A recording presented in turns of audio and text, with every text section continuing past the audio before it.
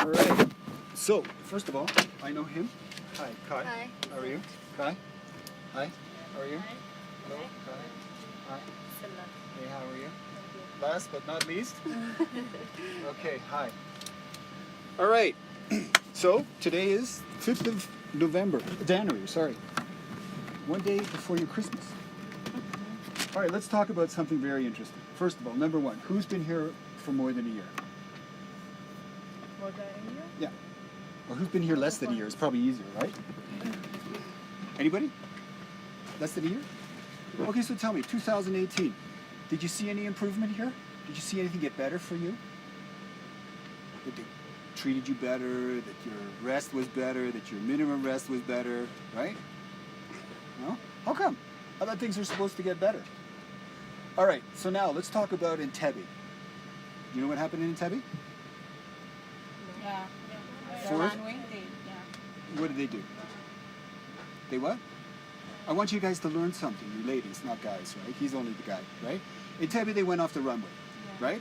They were only from here to the back end of the airplane going into the water, right? Now think about that. Night flight, right? 138 passengers. Okay, you land on the runway, it skids off the back end of the runway, and maybe today they were lucky, the gear didn't collapse, but let's say the gear did collapse, and you go into the water. Now try to think of how you as a crew would deal with that, right? Like think about that, right? So now the aircraft landed, and I have my suspicions of what happened, all right? It landed, and then it went off the runway, so they probably were braking very hard. They had only that reverser working because that one had been broken for over a month, all right? So the airplane is shaking, it's rattling, it goes off the runway, so that smooth feeling now becomes bumpy because it's in the grass and everything, right? That reverser there is on full reverse, the engine is on full power most likely. It's kicking up a cloud of dust that you could see nothing if you looked out that window, right? So and there was no wind, so if you were sitting there trying to think about evacuating, it would just be dust there. You wouldn't even be able to see anything, right? All right, so now the aircraft comes to a standstill, all right? And then he's supposed to say something, and from me, you're supposed to hear from me, right? Cabin crew at your stations 3 times, right? And now, those pilots probably just shit their pants, right? Because they went, holy fuck, we went off the runway. Because their career could be over, right? The captain was a new captain, right? Things like flight time limitations and everything could have all been an issue there, right? Fatigue. They went in for max landing weight. The maximum weight this airplane could land at, which actually should be no problem in Entebbe. But they still managed to go off the runway, right? So we'll wait for the investigation. Did you hear anything from the company about, oh, you know, don't worry, our people are safe and the cabin crew was good and blah. No, what did you hear about? The one cabin crew that stopped some theft of money. That was the only thing I saw, right? Yeah, like, what's important, right? Because the company is in denial. It doesn't want to talk about it.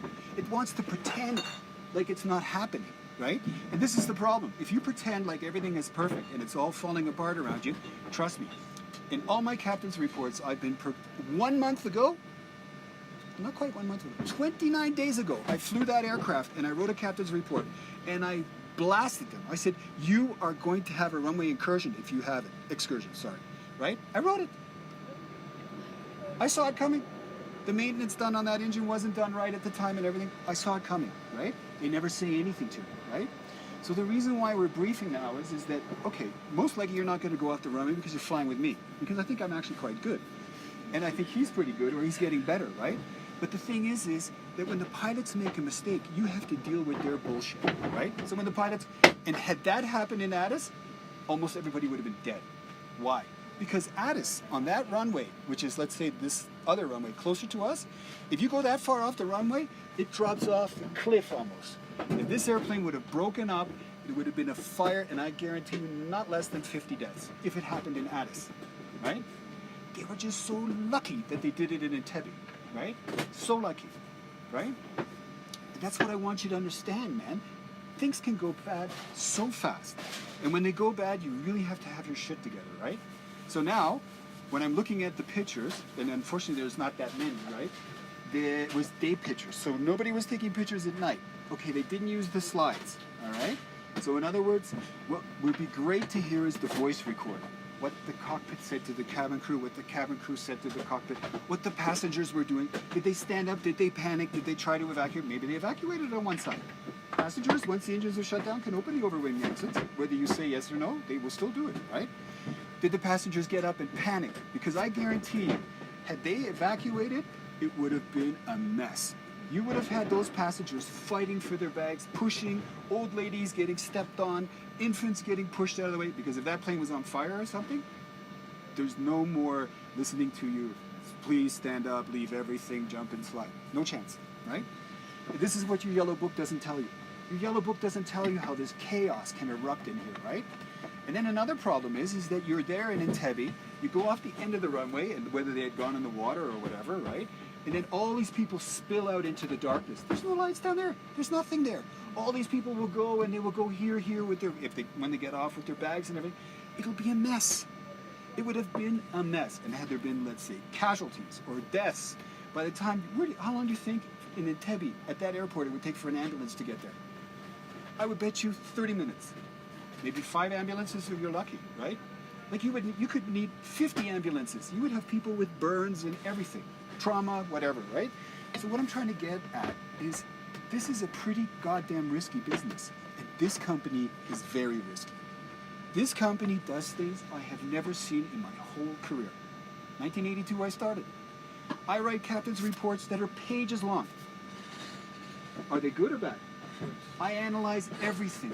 Tires, the windows are dirty, why is this not right? How come the infant seatbelts aren't stored properly when they do their security? I analyze everything for them. And they kind of listen. But today this aircraft has 2 problems. One of them, if it was raining, would cause this airplane to take a lot longer to stop. Now in Nairobi, it's not raining, right? So I'm not going to make a big deal of it. If it was raining, I would say that tire, you can change it, right?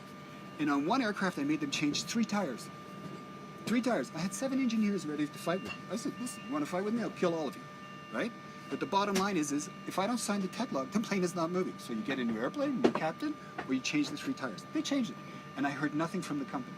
Because I know when tires need to be changed, and I don't listen to the bullshit that these engineers tell me, right? Okay? So today, the flight. Don't want to get you all nervous, but listen, you got to understand the reality of things, right? It's not like shake and bake and just giving out champagne and giveaways and things like that. When it goes wrong, it goes crazy. And the first thing the company will try to do is blame everyone else, except for management, right? I guarantee it. I've sent emails, hey, what's this, what's going on? Nobody even responds to me, right? Okay, so today, 1 hour and 40 minutes, okay? And I see a lot of passengers. So what are we gonna have? We're gonna have a massive problem with carry-on luggage, right? Because everybody's going home after Christmas. Presents, liquor, diapers, whatever they have, everything will be stuffed full. So I guarantee you if we evacuate, that's going to cause at least 5 minutes, 10 minutes delay, right? So when those bins when they get filled up, don't let the ground staff leave the airplane. It's the ground staff's problem. You make the ground staff take everything out. Don't close the cabin door until the last bin is closed, okay? We have time. It's just, we're wasting time in Nairobi, right? So we have time, okay? Any problem during the flight, any passenger walks on here and their nose is bleeding, they go in the toilet and they puke, they tell you, listen bitch, give me a water. I want to hear about it, right? Because nobody disrespects you, and if anybody has any potential for causing a problem on board, I want to see them. I come out, I talk to them, right? Because today when we take off, we leave from here, we climb up, and then we can only go to Nairobi. We can only go to Nairobi or come back here. So for 1 hour and 40 minutes, halfway there, that's going to be your problem to deal with a fire, to deal with somebody dying on the plane. There's no defibrillator on board, right? It's going to be your problem. I'm going to try and help you by speeding it up, but I can't come out. I can't come out and do CPR for you, right? He can't come out. Now there's a T4 on the flight. Is there a technician? I think so, yeah. So we have a technician. I had a technician on the flight a few days ago. He was so stupid. We had a problem. He was so stupid. We sat there 45 minutes at the runway to take off, and I go, what do you think the problem is? I don't know what you're talking about, Captain. I don't know what you're talking about. He goes to call maintenance. So we're sitting there, we're running engines, and he gives the phone to the first officer to explain to maintenance a technical issue. Mind-blowing. Mind-blowing, right?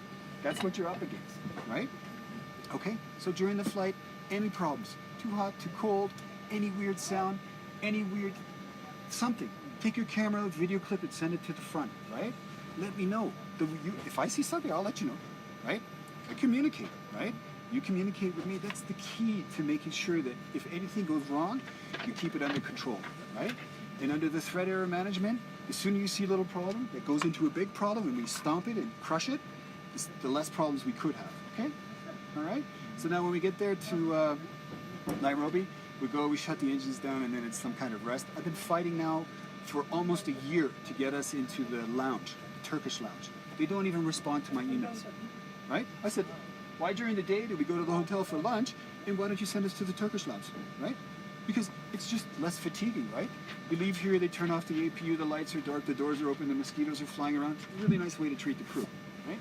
But they don't even have the courtesy to write back to someone like me and say, yeah, you know what, Kai, that's a good suggestion, but it's too expensive. They just ignore it, right?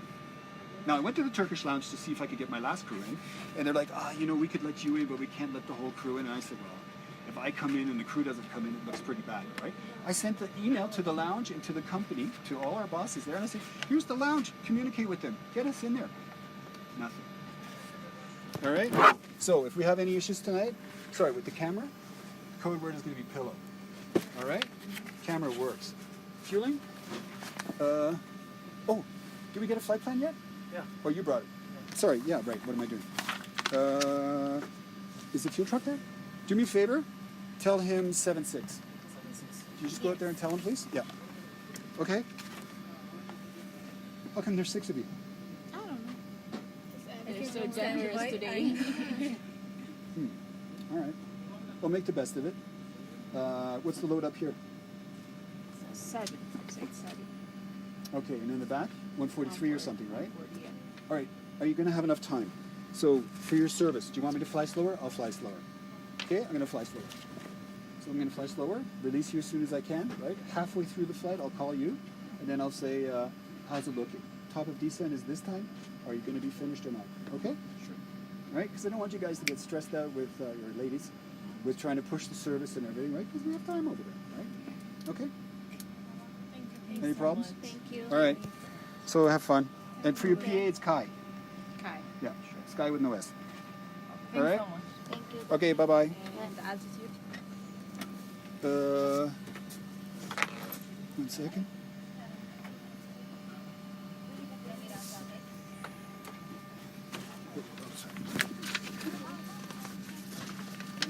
Aye. Yeah, just 38,000 feet.